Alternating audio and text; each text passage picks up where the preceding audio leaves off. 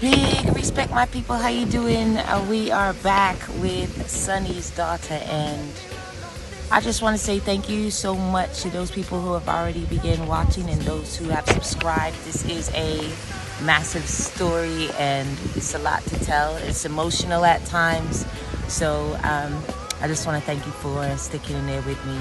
I brought you out in the British countryside with me today because I'm sun catching. Yeah, trying to get some vitamin D because that's kind of hard to get out here because of this rainy place we got.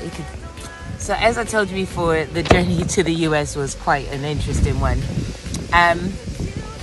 It took like 2 different planes. We had to fly from, I think we hit Portugal the first time and took Spain on the way back.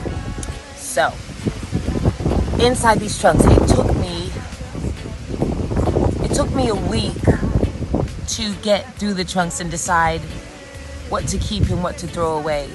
To make that understood, 'cause love is for lovers and that's what I need. You stand in the way of someone better finding me.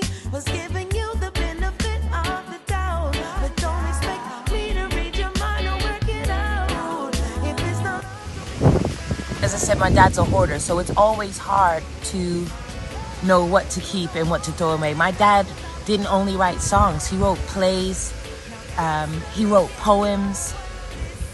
There's just a massive log of his things, and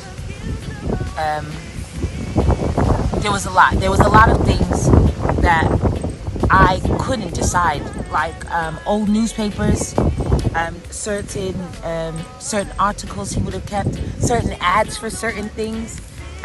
He collected coins. My dad was interested in a lot of things. I got to see correspondence where he did distance learning because my dad, he stopped education at age 9. So, but despite that, very intelligent man. He, if he could have carried his dictionary around, he would have. And we're not talking about any old dictionary. We're talking about the thick one like that. My dad would have carried that if you let him. But I didn't get rid of that. I can tell you that. I kept Jet magazines, Ebony magazines from like the 70s.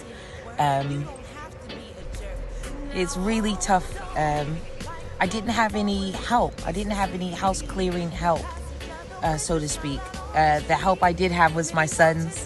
And we spent some of the time outside looking through the things before we could bring them into a 1-bedroom apartment. That was a very interesting time, I could tell. One that I won't forget because now they're back with me.